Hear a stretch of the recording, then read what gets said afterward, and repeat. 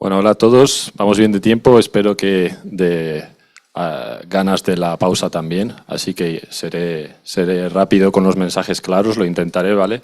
Lo primero, dar las gracias a los organizadores, pero en especial a las empresas, porque al final son las que hacen esto posible, ¿no? Y esto es un esfuerzo de difusión y comunicación que creo que en los tiempos actuales pues es muy necesario, ¿no? Entonces, vamos a organizar una pequeña ponencia con dos bloques principales. El primero es ver realmente si hay mercado en Estados Unidos y Canadá para el obrino y el caprino español, que ya sabemos que sí, pero vamos a ver por qué y hasta qué punto. Y el segundo bloque vamos a hacer un poco de prospectiva geopolítica, que es lo que enseñamos en el máster de análisis internacional y geopolítico, ¿vale? Porque, bueno, pues da la casualidad de que justo esta semana, el lunes, tenemos nuevo presidente en el despacho Oval, ¿vale? de Estados Unidos. Así que, pues, coincidiendo con esto, vamos a ver qué nos depara un poco todo esto. Bueno, vamos a hacer primero un análisis cuantitativo, muy rápido, con unas fichas que hemos preparado. Después pasamos al análisis cualitativo, todo conclusiones, ¿vale? Esto es un informe de conclusiones. Pasamos después con el bloque 2, perspectiva geopolítica, y una serie de conclusiones y recomendaciones. Empezamos por Canadá, ¿vale? Esto es una ficha estandarizada que vamos a usar para ambos países y con cifras que, bueno, pues que prácticamente todos podemos conseguir y si no las podemos conseguir podemos aproximarlas o inducirlas. Lo primero, siempre tenemos que empezar con datos generales del país, ¿vale? Pues tenemos que tener una idea de cuál es el PIB per cápita, qué posición dentro del ranking de economías es, y vemos que Canadá pues es un país con renta muy alta, ¿vale? España está aproximadamente en los 30.000 euros de renta per cápita, Canadá está, pues, imaginaos, un 50 y pico % más. Es la 9ª economía mundial en términos nominales y vemos un sector local con una producción pues no demasiado grande, pero sí es cierto que tienen una producción significativa. Las cifras que hemos podido conseguir son estas, casi 1 millón de cabezas, más de 8.000 granjas, en general unos ingresos de 150 millones de euros anuales, tasa anual de crecimiento, ¿vale? Está en inglés, lo siento, del 2,7% entre los últimos 5 años y una producción de aproximadamente 17.000 toneladas. En comercio exterior, bueno, pues vemos que las exportaciones son bastante insignificantes, aunque algo hay. Vemos unas importaciones en el último año, en el 23, de 175 millones de euros, pero vemos un récord en los últimos 5 años de 259 millones. ¿Podéis poner otra vez la presentación, por favor? Pero vamos a ir a los números que nos interesan directamente. ¿Qué nos interesa aquí saber? Principalmente la cobertura, ¿vale? Tiene una cobertura de consumo de 58%, por lo cual ya vemos directamente que claramente hay un espacio hay que cubrir. Y lo que vamos a ver también es que, como es un país OCDE, tenemos directamente acceso al consumo per cápita, que es de 0,7 kilogramos al año, ¿vale? Entonces, con esta cifra de 0,7 hacemos una inferencia del total consumido, que son unas 30.000 toneladas, con los el número de habitantes, evidentemente, y después con el consumo aparente, sumando producción, importaciones y restándole las exportaciones, sacamos que para el 2023 han tenido aproximadamente unos excedentes de 12.000 toneladas, ¿vale? Estos cálculos hay que hacerlo para cada país y cada año que queremos investigar para ver exactamente cuáles son las reservas, cómo está fluctuando la importación, ¿vale? Para no quedarnos solo con los números que aparecen aquí en Trademap o en las estadísticas de importación. No tenemos datos concretos para halal kosher de estos datos que vemos aquí, pero sí vemos luego que en el análisis cualitativo que precisamente lo más destacable de este país es la importancia de adaptar el producto a las distintas comunidades étnicas, porque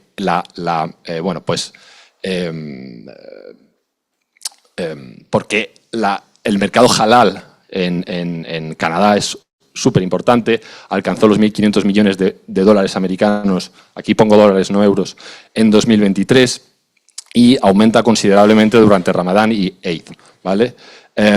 Además, como podemos ver, no se aprecia tampoco una homogeneidad en el consumo. Esto es muy importante, porque como vamos a ver, el cliente suele ser más de fe musulmana o fe judaica que el propio canadiense.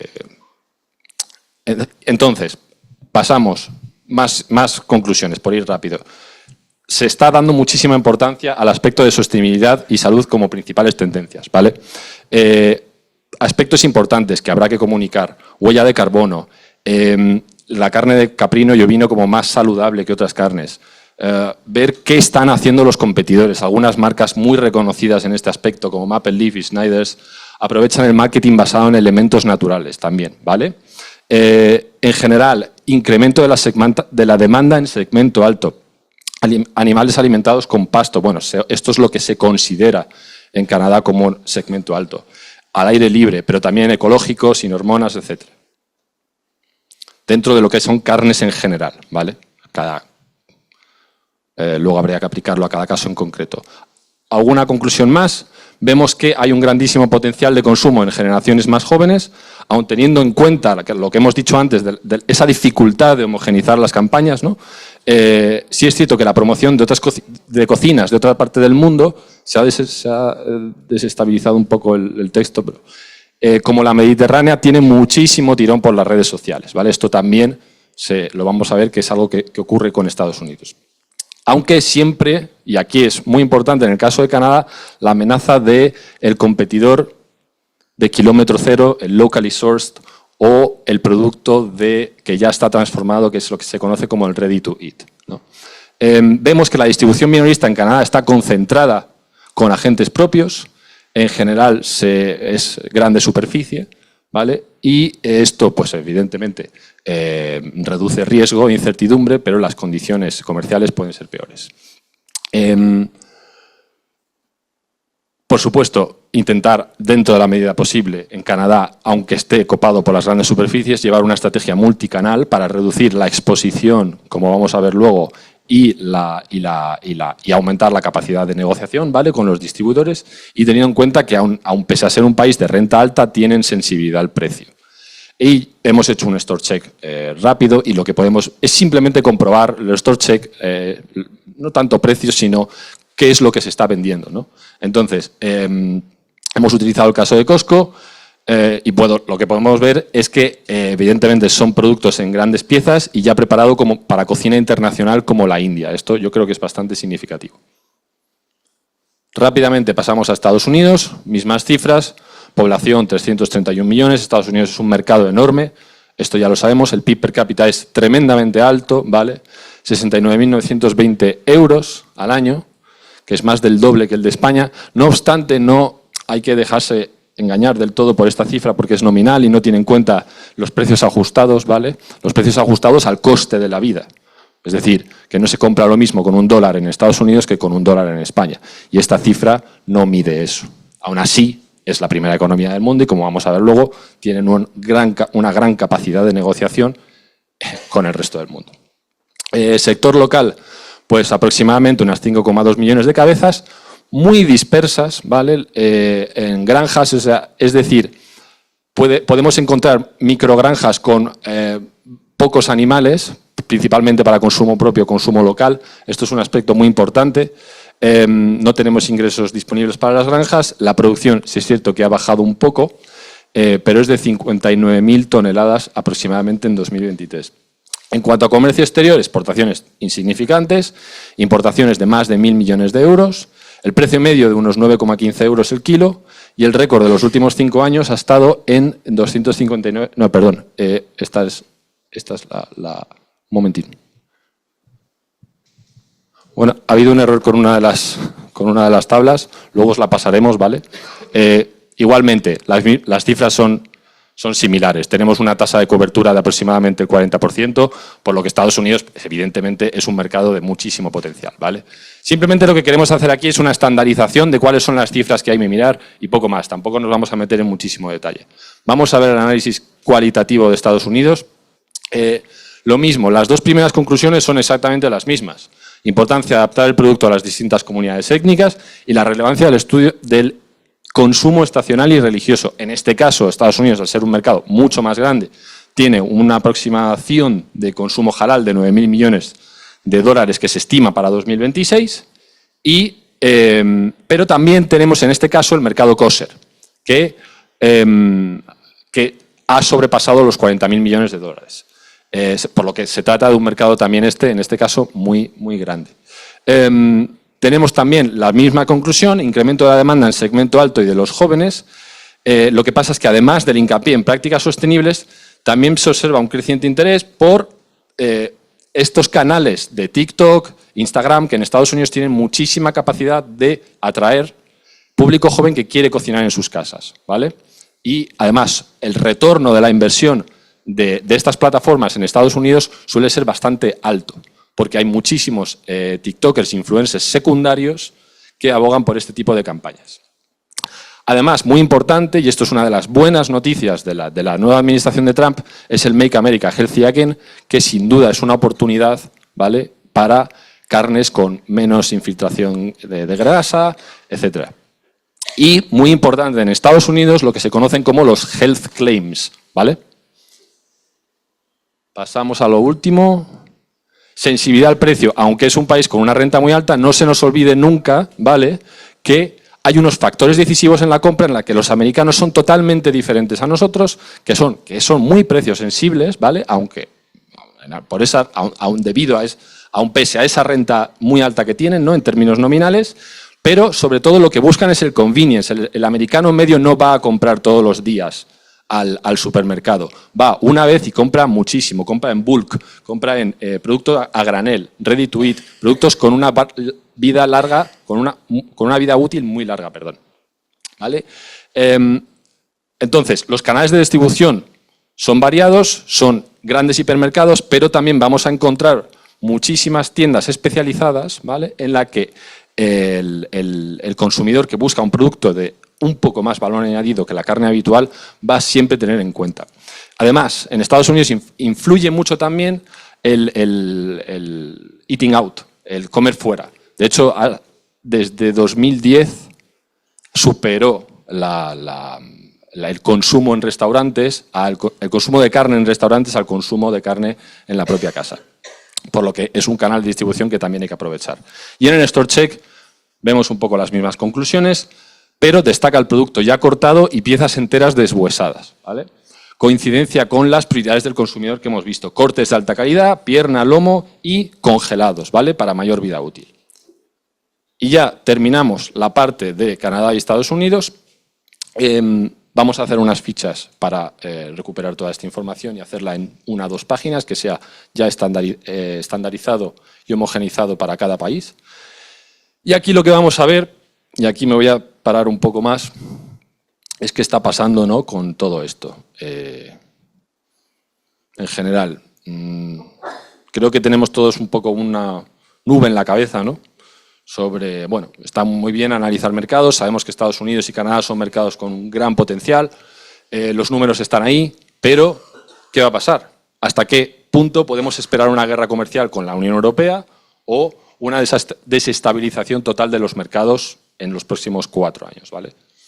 Pues yo realmente he estado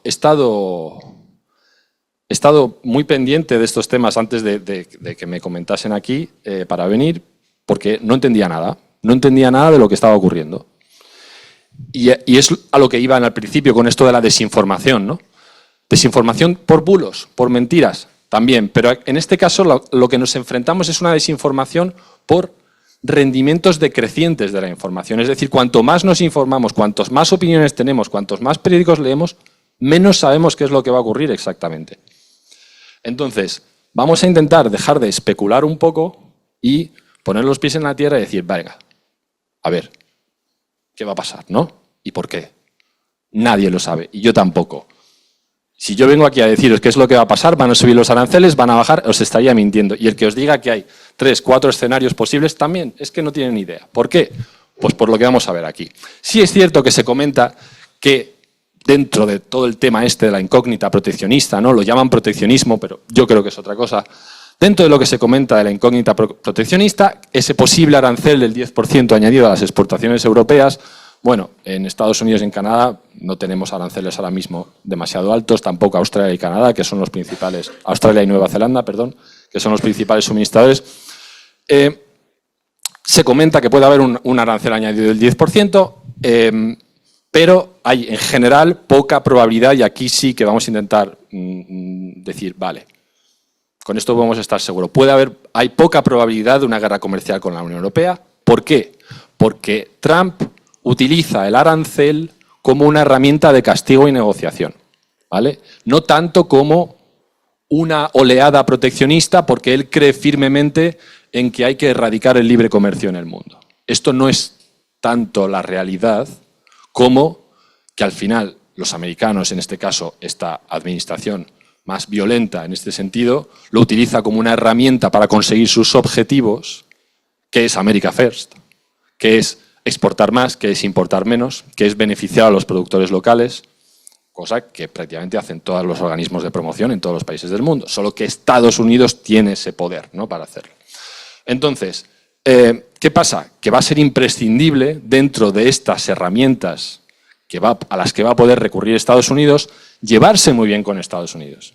Va a ser necesario, va a haber que fortalecer esas relaciones comerciales tanto con las empresas americanas como con las instituciones americanas. Primera conclusión. ¿Por qué? Porque no se trata tanto de una dinámica proteccionista en general, porque, como hemos podido ver, por ejemplo, el North America Free Trade Agreement, el NAFTA, al principio se dijo que a México le iba a traer unos beneficios estupendos, que, bueno, pues una de las mejores noticias que se recibieron por entonces, ¿no? México lleva estancado como 15 años económicamente. El NAFTA, muchos economistas están de acuerdo en que no le ha servido a México. Entonces, lo que quiero decir con esto no es proteccionismo sí, proteccionismo no. Es que los efectos del proteccionismo y los efectos del libre cambio no están garantizados ni se pueden prever con total seguridad, ¿vale? Entonces, más que una ola proteccionista, lo que estamos viendo son herramientas de negociación. El empresario agresivo que llega a presidente. Pero, por otro lado, tenemos optimismo con el tipo de cambio.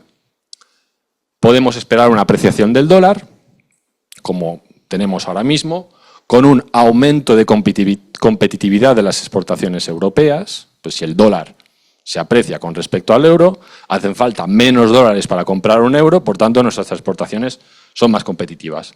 ¿Qué pasa? Que esto también beneficia a prestamistas en US dollars como China. Y Estados Unidos tampoco quiere eso, ¿no? Ya empezamos a ver aquí un poco por dónde va la tostada de la política fiscal y monetaria. Que cada cosa que ocurre tiene efectos buenos y malos. Entonces, ¿qué van a hacer? No lo sabemos. No lo sabemos. ¿Por qué? Porque cada vez que toman una decisión, ¿qué hacen? ¿Bajan tipos de interés o suben tipos de interés? Vale, para empezar, los tipos de interés se suben en la Reserva Federal, que es independiente del gobierno americano. Esto es muy importante. Trump 1.0 ya intentó bajar los tipos de interés para reducir la inflación, bajar los tipos de interés, perdón, no para reducir la inflación, al contrario, para fomentar el crecimiento económico, y la FED dijo que no, que tenían que contener la inflación, pese a fomentar, pese a reducir la posibilidad de fomentar el crecimiento económico, ¿vale?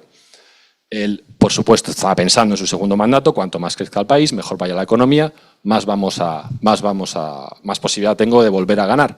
¿Qué pasó? Que durante el COVID, especialmente cuando Trump salió de oficina, se empezó a llevar una política monetaria muy expansiva y la inflación en Estados Unidos creció muchísimo. Algunas fuentes dicen que hasta un 30% la cesta de la compra, una barbaridad, en 1 o 2 años. Entonces, la inflación sí ha sido uno de los problemas fundamentales del pueblo americano y una de las razones por las que Trump ha sacado tantos votos, ¿no? Pero, como vemos, hay un dilema. Trump no puede coger mañana y digo, Estados Unidos se preocupa por la inflación, vamos a subir los tipos de interés y contrarrestar la inflación. No se puede, porque si subes los tipos de interés, ocurren una serie de efectos secundarios en la política fiscal y económica que no son deseados, que podemos ir luego, si queréis, hablarlos con detalle, pero es un poco técnico y no va a dar tiempo ahora mismo. Entonces, que esa ambivalencia siempre la van a tener. Entonces, no va a ser una cuestión de ideología, venga, esto así, A o B, ¿vale? Va a ser un término medio en el que, por supuesto, vamos a tener que confiar en la independencia de las instituciones americanas y en la capacidad de los economistas americanos, que hasta donde yo sé son muy buenos. ¿Vale? Entonces, esto no es tanto esa guerra, ¿no?, con el resto del mundo por vamos a ver quién exporta más o quién exporta menos, sino que son conscientes de sus propias capacidades y de cuáles son las herramientas que tienen para combatirlo. Entonces, podemos ver también una posible reducción del precio del petróleo. Esto es súper importante porque, bueno, pues ya sabéis que no son partidarios, la nueva administración Trump no son partidarios de las energías renovables, y esto en el corto plazo lo que trae es un aumento de la producción de petróleo, de la extracción de petróleo, y pues me quiero imaginar que una reducción general paulatina en el mundo de los precios del petróleo, lo cual fomenta las exportaciones a Estados Unidos también, con consecuencias similarmente positivas. Entonces, los aranceles pueden ir encaminados a contrarrestar este aumento de competitividad de los países con respecto a Estados Unidos. Esta es la cuestión, que si Trump ve que los países están teniendo una competitividad más fuerte para exportar a Estados Unidos, va a intentar poner un arancel. Y de la misma manera va a intentar reducir el déficit comercial que tiene con muchos países a través de aranceles. Como, por ejemplo, con el caso de Europa. Europa no saben perfectamente que no van a poder vender más, no lo sé, ¿qué compramos aquí? ¿Tortillas empaquetadas americanas? No, no van a poder. ¿Qué vende Estados Unidos a Europa? Armas para la OTAN. Pues les va a obligar a los países a aumentar su presupuesto de defensa para que Estados Unidos pueda corregir ese déficit comercial. Y es básicamente eso. No sé si no sé si conocéis un poco ya esta es la última, la penúltima. No sé si conocéis un poco la historia de la Odisea, pero básicamente esto es Ulises volviendo de la guerra de Troya y vengándose, ¿vale? Bueno, 4 escenarios, no, tachado. No vamos a dar un número fijo de escenarios porque no sabemos lo que va a ocurrir. Vamos a decir varios escenarios y cada vez que alguien diga 5 o 2, pues bueno, yo he elegido los 4 que más me parece que pueden dar lugar a debate, ¿no? Porque podemos poner 20 más si queremos. El primero es el que yo veo más probable, ¿vale? Que precisamente lo vi y lo daban como 3 escenarios posibles. Confrontación, por un lado, acuerdos por otro y disuasión por otro. ¿Qué creéis que va a pasar? Los 3 al mismo tiempo. O sea, vamos a estar totalmente entre la confrontación, los acuerdos y la disuasión. Con China, con Estados Unidos. Va a ser lo que va a ocurrir, yo creo, vamos. Es lo más probable. China podrá seguir con su modelo de competitividad de exportaciones baratas y yo creo que se van a sentar lo máximo posible durante el mandato de Trump. No les compensa a China ahora mismo con la crisis de consumo que tienen, con bueno, varios aspectos por el Mar del Sur de China, Taiwán, ponerse ahora violento con Estados Unidos. Pero van a tener que aceptar de forma silenciosa y sutil esa hegemonía americana, ¿no? El efecto de la apreciación del dólar y el uso de aranceles, pues eso, mantendrá un pulso constante de negociaciones. Entonces, en nuestro caso, dependerá más de nuestro presidente y de Ursula von der Leyen que de qué va a hacer Trump mañana cuando se levante, ¿no? Segundo escenario posible, aislamiento de los Estados Unidos y nuevos pactos entre China y la UE. Muchos analistas están barajando esta posibilidad. Yo creo que es bastante improbable. America First no parece apuntar a una autarquía, ¿vale? Ni el fin de la OMC. ¿Que puede retirarse Estados Unidos de la OMC en caso de enfadarse mucho? Sí. Pero China es más dependiente de la energía rusa que de exportaciones de vehículo eléctrico a Europa. Y esto es una conclusión mía, que es que a China no le compensa tantísimo alinearse con la Unión Europea porque en el fondo lo que quiere conseguir de la Unión Europea no es tanto como lo que quiere conseguir de otros socios estratégicos vitales como son Rusia. Ahora mismo la guerra que tenemos, guerra entre comillas, entre China y la Unión Europea es el vehículo eléctrico y ya se ha llegado a la conclusión de que la única manera de hacerlo es invertir en producción de vehículo eléctrico en la Unión Europea, de vehículo eléctrico chino. Vale. Se llegan a acuerdos rápidamente, aunque la tensión esté ahí. Tercera, regionalización o desglobalización paulatina, es lo mismo, ¿vale? Cuando tendemos hacia la desglobalización podemos tender hacia una anarquía absoluta, lo cual dudo muchísimo, o hacia la regionalización, es decir, que los países se concentran en sus regiones determinadas y entre ellos hacen negocio, fomentan cooperación en distintos sectores, etc. Esto sí es cierto que puede reducir a corto y medio plazo el crecimiento económico mundial, ¿vale? Cuarto, gran pacto entre Estados Unidos con China y Rusia o guerra por accidente, que es lo que a los reporteros más catastrofistas, ¿no?, les gusta decir. Yo también pienso personalmente que esto, pues las posibilidades de que ocurra son bastante pocas. Porque lo que va a intentar Estados Unidos es principalmente a mantener esa influencia dentro de su región en línea con lo que sí está ocurriendo, que es esa regionalización, ¿vale? Y ya, por terminar, conclusiones y recomendaciones, lo que vemos es que tanto Canadá como Estados Unidos se presentan como mercados de oportunidad para las exportaciones de ovino y caprino españolas. ¿Por qué? Por sus bajas tasas de cobertura y su gran tamaño de mercado, aunque siempre habrá que tener en cuenta esas ciertas particularidades demográficas y sociales, especialmente para penetración de mercado. Pese al dominio del producto local de Australia y Nueva Zelanda, no se aprecia claramente que el origen del producto sea algo que distintivo para comprar. Sí es cierto que ahí en ese sentido el locally sourced suele tener bastante más tirón. Por el contrario, aspectos como precio, certificación halal o kosher, calidad o sostenibilidad parecen mucho más relevantes en el consumidor. Y, volviendo al tema del proteccionismo, Estados Unidos no presenta una amenaza ni a corto ni a medio plazo para Europa, debido a otros aspectos, pues como la apreciación del dólar o la capacidad de la Unión Europea para negociar con el gasto de armamento americano. O, pues eso, la simple impredictibilidad del efecto de un arancel, ¿vale?, que es muy difuso. Tenemos, por otro lado, esas tensiones geopolíticas globales con varios escenarios catastrofistas con poca probabilidad de suceder. Pese a eso, las empresas europeas, esto es muy importante, deben mantener la consolidación de los mercados, deben reducir la exposición en general, reducir la exposición a posibles shocks, a que mañana o pasado mañana o el mes que viene no lleguen a un acuerdo arancelario o de gasto armamentístico y podamos durante los próximos meses enfrentarnos a un arancel fuerte. Por eso hay que reducir la exposición lo máximo posible y la dependencia de ciertos mercados que estén más expuestos. Y el foco y centrarse en nichos bien establecidos. Y por supuesto, muy importante y que no debemos nunca olvidar, la continua promoción de relaciones comerciales tanto con socios comerciales como con instituciones. Y eso es todo. Gracias por...